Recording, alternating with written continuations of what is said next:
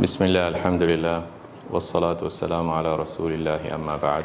We are continuing our analysis of Surah Ar Rum with the intention to observe the various causes of the destruction of societies, particularly keeping in mind the concept of the Western society and predicting that the Western society is doomed to be destructed, and what are the various things that Surah Ar Rum tells us that gives a hint on the decadence of the current Western civilization and societies, and how we can generalize these things to any society. And that is the hidayah of the Quran. Last time we cited a historical incidents or historical event at the time of Prophet Muhammad SAW, a big war, a major war that happened between two superpowers at that time, the Romans and the Persians. And there I told you that how at the beginning the Persians had the upper hand. Then these verses of the Quran came at the time when the Persians were in the upper hand, but gave the prediction that in a certain time period, and hence the calculation of times and mathematical formulas and graphs and models and historical mathematical modeling of history, let us say, it gives a hint, alludes to that, when Allah subhanahu wa ta'ala in this surah, Surah Ar Rum, told the Muslims that in less than 10 years, the Roman will be the upper hand. And since Abu Bakr was the person who understood these verses the most, and he had the faith in the Quran the most, he went on to debate against the Kuffar Quraysh and gamble with them. At that time it was permissible. Later on it became impermissible to bet on certain amounts of money or number of camels. And eventually Abu Bakr won because he has the Quran with his side. So all these things gives us a hint to reread this surah with the concept of predicting the future of what's going to happen to the Roman Empire. And in our time, the Roman Empire is manifested in none but the Christian nations. And their agents in our time is Israel, this Jewish nation, Jewish state, that they have been always a functional group to satisfy certain purpose of the Western society. It's like a donkey that the Western society rides to fulfill some of its objectives. As people take donkey to carry something or do some purpose, Jews they are fulfilling some kind of a functional purpose for the Western society. And so the history unfolds in such a way that at the day of the Battle of Badr, when the Muslim minority carrying the light and the truth on their side, although they were weak from the physical and military considerations, they won their first battle against the Kuffar Quraysh, the Battle of Badr.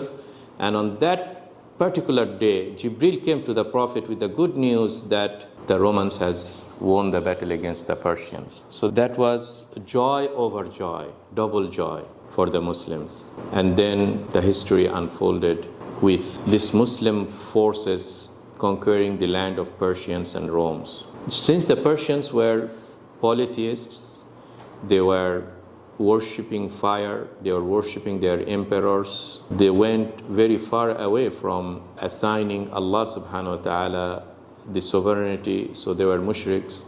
Whereas the Romans had adopted Christianity, although it was mixed with symbols of paganism, particularly in the concept of the Trinity, which they inherited from Greco-Roman empires and then mixed it up and brought it into the concept of Christianity. But comparing between the Romans and the Persians, Romans were closer to the truth, whereas Muslims had the absolute truth manifested in this Quran and the message that the Prophet came and practiced by Abu Bakr, Umar, and this first category of the Sahaba Kiram Radwanullahi alayhim ajma'in.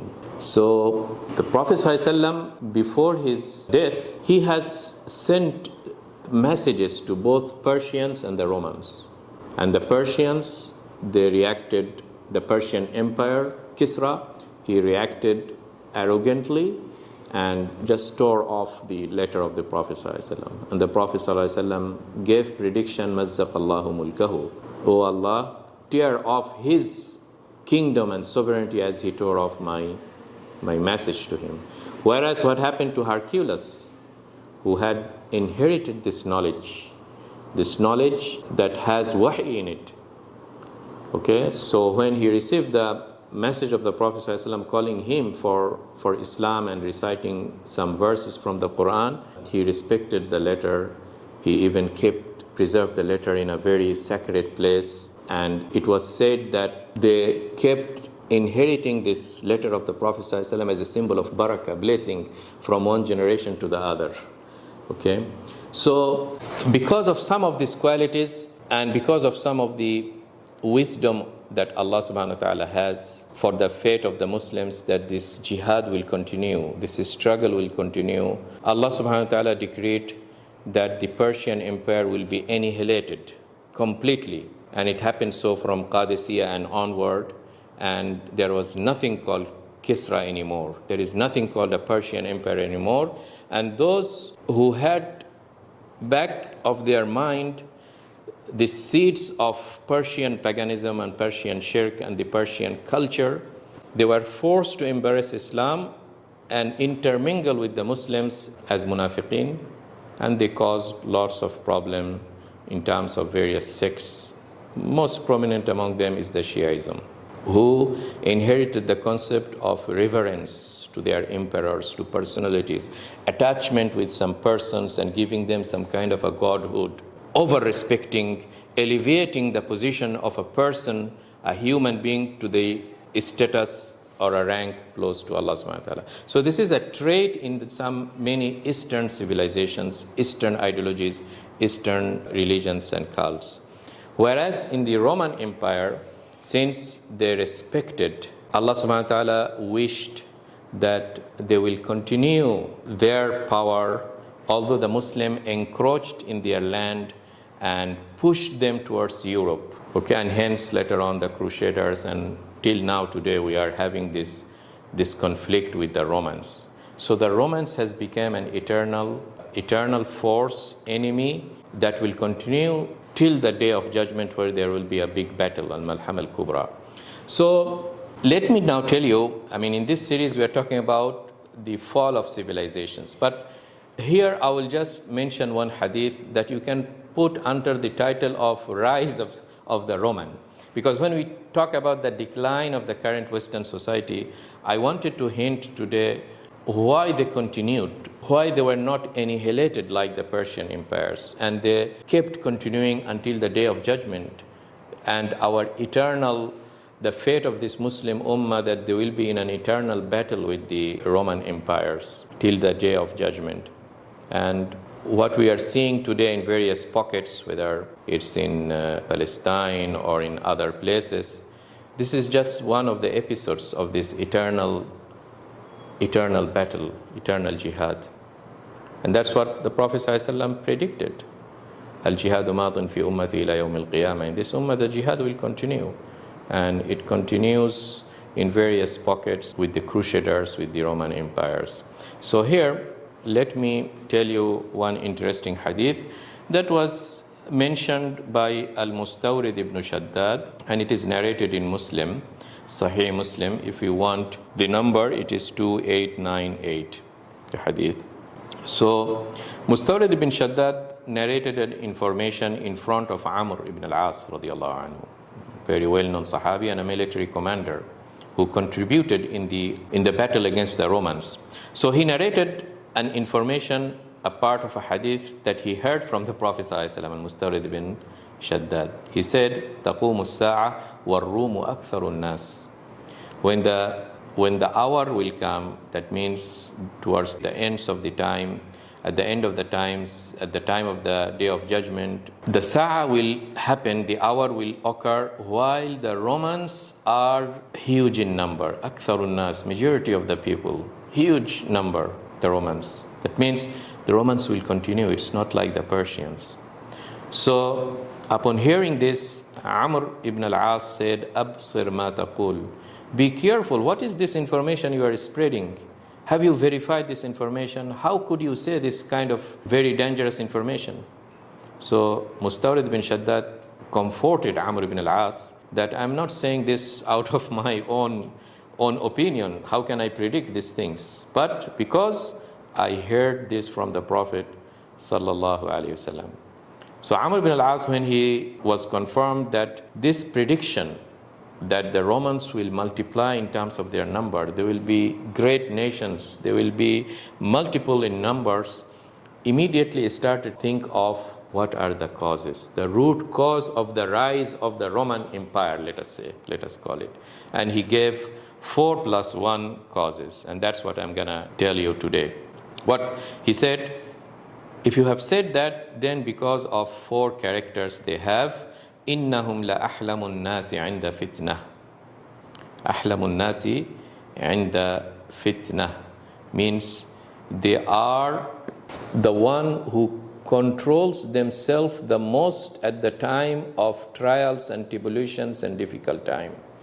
So at the difficult time, often it's the tendency that the people make irrational decisions. The Romans, when they are in a very difficult times, they started to use their ration and do not rush into irrational judgments that will worsen the situation. Okay, so you could read the Roman history, and by Roman I mean in the later times, let's say from the medieval times, from the 500 years or so, you will always find this is a true trait among the Roman empires, and this is one of the cause for them to continue their existence as a culture, as a civilization that we call the West or the Roman empires. And that is manifested in the second character, وَأَسْرَعُهُمْ إِفَاقَةً بَعْدَ مُصِيبَةٍ. Very similar, that because they use their brain and they do not rush, they are the one that rebuilds faster than any other nation, recollects themselves and rises again after a musibah, after a trial, after a war. Again, you can think of various times that the Europeans within Europe, various nations rise after defeat, for example. Maybe you can think of the rise of Hitler until they went to World War II, after they have been defeated in World War I. Or you can find many other, I'm not very much specialized in European history, but I'm sure there could be lots of such examples of this trait or character of the rise of the Romans. أسرعهم إفاقة بعد مصيبة. And the third character, وأوشكهم كرة بعد فرة. This is also a great character, is that they are the one that they go into offensive after being defeated. So they gather themselves, they make rational decisions, they raise from their trials and tribulations, gather themselves, and immediately attack. Okay, so they have this agility to face the problems, solve the problem, and go into the offensive side. وَأَسْرَعُهُمْ وَأَوْشَكُهُمْ كَرَّةً بَعْدَ فَرَّةٍ. And the fourth character, وَخَيْرُهُمْ لِمِسْكِينٍ وَيَتِيمٍ وَضَعِيفٍ. And they are the one who have this philanthropy, they have this humanitarian attitude towards the poor, towards the orphan, towards the weak. So they have this kind of solidarity among their society. And this is a good character, and this is one of the causes for them to preserve their status. These are causes of the sustainability of any society, the moral aspects, the looking after the widow, the orphans, and so forth. And then this 4 plus 1, this plus 1 is Amr bin As saying, وَخَامِسَةٌ حَسَنَةٌ جَمِيلَةٌ. And the fifth character is really very great, you see, because it is a special character, and that is وَأَمْنَعُهُمْ مِنْ ظُلْمِ الْمُلُوكِ. وَأَمْنَعُهُمْ مِنْ ظُلْمِ الْمُلُوكِ. And they are the one who resist most the oppression of the tyranny of their kings or any dictator. So whenever a dictator starts to rise, they are the one who gathers forces and cooperate among themselves to check the oppression of that tyranny. Maybe Hitler is an example. Before that, maybe some other examples. And many of those, even the glorious revolution in England, was to check some of the tyranny of the king. The whole Protestant movement was again a check against the Roman Catholics when they started to alleviate the Pope and give him some absolute authority. Okay, so the Protestant movement came to check that kind of tyranny of the Pope, for example. And I think there could be lots of other examples that look how Amr ibn al-As, radiallahu anhu, he was one of the most intelligent among the Arabs, Amr ibn al-As. So how he could study, perhaps he studied the past Roman Empire that Gibbon has studied, for example, the fall and decline of the Roman Empire. So Amr ibn al-As, he studied the history of the Romans.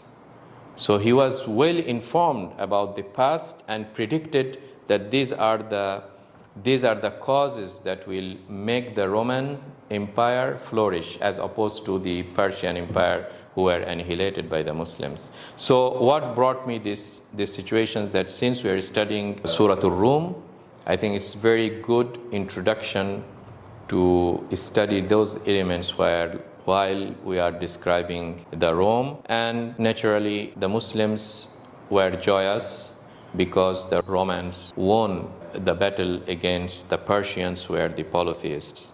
And the friend of my enemy is my enemy, right?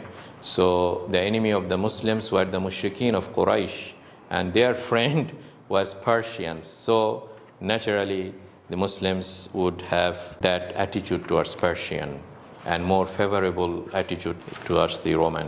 And I told you last time when I introduced Surah Ar Rum that Allah subhanahu wa ta'ala gives victory, yansuru man yasha wa huwa al-azizur rahim. Allah subhanahu wa ta'ala has plan in his mind that he would sustain the Roman Empire so that the test of the believers in the battlefield, it will be carried mainly throughout Muslim history with the Roman Empire. And it so happened that when Muslims went global, meaning that they have sorted out the situation, the control of the Arabian Peninsula, and they went out of the Arabian Peninsula, they continued this, mostly the jihad, in the front of the Roman empires. Most of the jihad continued to be with the Roman empires, and that was the case also with the Ottoman Empire later on when they started to go to the European side. There was the pocket of jihad in the west, in the Iberian Peninsula.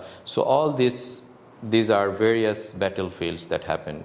Of course, in the eastern side with the Hindu and some mushrikeen, there was that battlefield, but it wasn't as much as in the western front. So Allah subhanahu wa ta'ala grants this, and then Allah said, وَعْدَ اللَّهِ لَا يُخْلِفُ اللَّهُ وَعْدَهُ وَلَكِنَّ أَكْثَرَ النَّاسِ لَا يَعْلَمُونَ ظَاهِرًا مِنَ الْحَيَاةِ الدُّنْيَا. This is the promise of Allah subhanahu wa ta'ala, and the promise of Allah subhanahu wa ta'ala means that He has set dates, and in our case it was less than 10 years for the Romans to win against the Persians, and Allah subhanahu wa ta'ala has set dates and gave Muslims the promise of victory. And this kind of promise are for those who go beyond the superficial knowledge. In other words, in order to understand the promises of Allah subhanahu wa ta'ala, one needs to go deeper into the Quran, into the analytics of the Quran, and hence sometimes coming up with the dates and durations and the parameters of the rise and fall and this cyclical nature, it is not for anyone. That's why Allah said, وَلَكِنَّ أَكْثَرَ النَّاسِ لَا يَعْلَمُونَ. Most of the people, they do not know how this wa'da of Allah, the promise of Allah, is realized. Most of the people, they do not know, because they do not have that much knowledge as Abu Bakr when he went on into that betting and won the gamble. And it requires some kind of deeper knowledge. Iman and taqwa is not the physical knowledge. Okay, that's why, look, the transition from verse 6 to verse 7.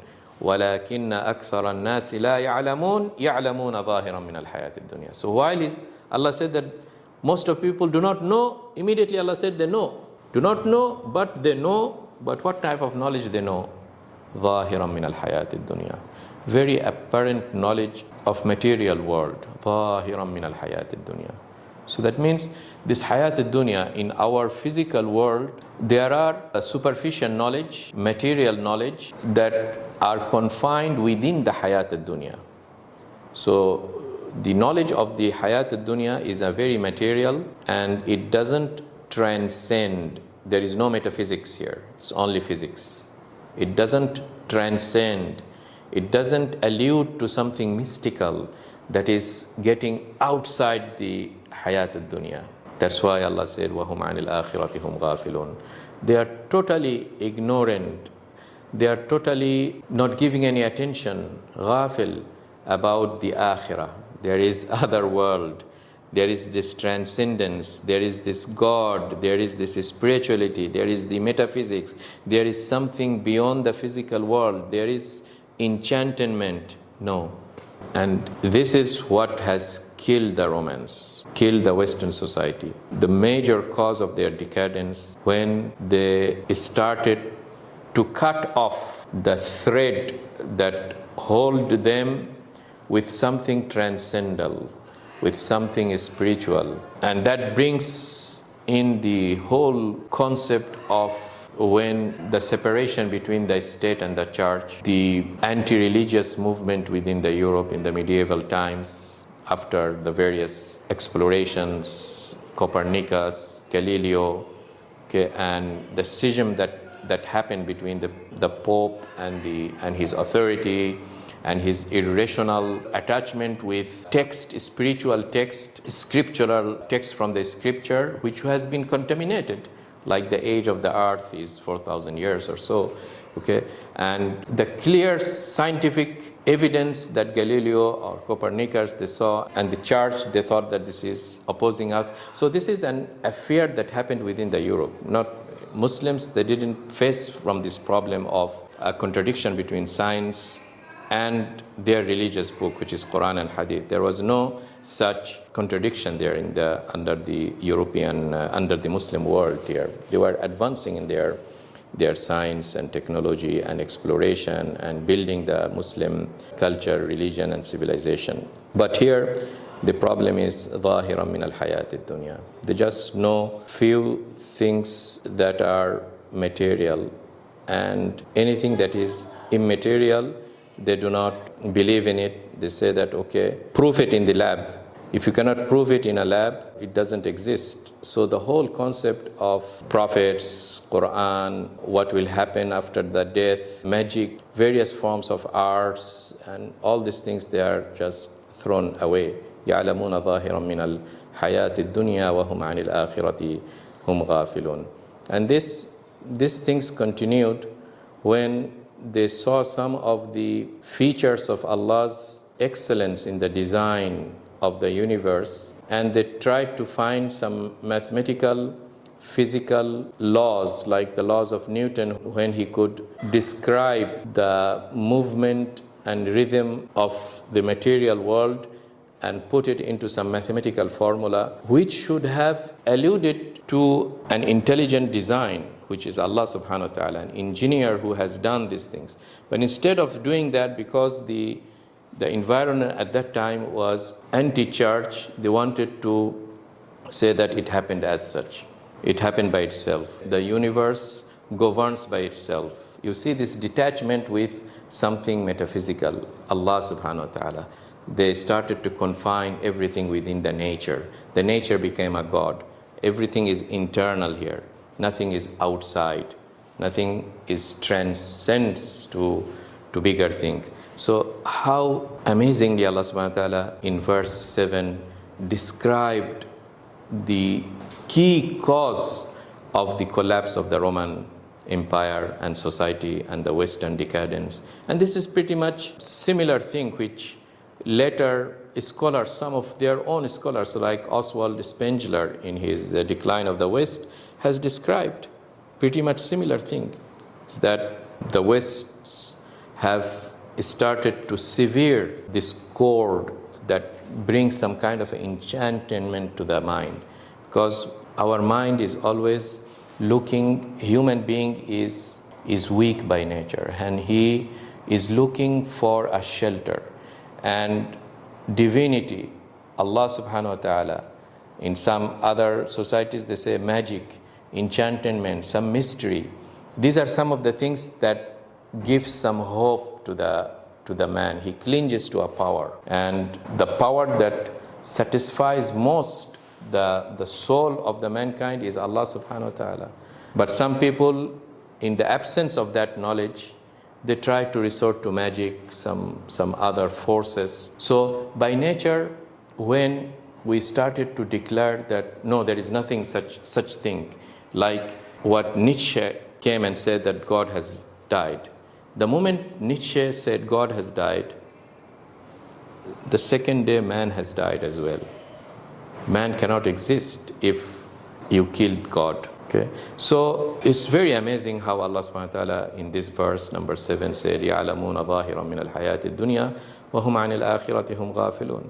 And since then, since the modern times when Nietzsche said God has died, we entered into our fast journey towards decadence, towards suicide of human being, towards absurdity, towards nihilism, and now people are talking about transhumanism. After you kill man in the postmodern world, now you talk about transhumanism.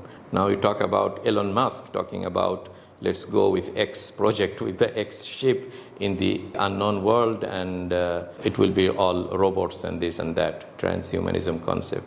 And the movement on the LGBTQ and gender is a first step towards fulfilling that journey. So I think this surah is giving hints to so many of such things that I would love to discuss with you next time. Wassalamu alaikum wa rahmatullahi ta'ala wa barakatuhu.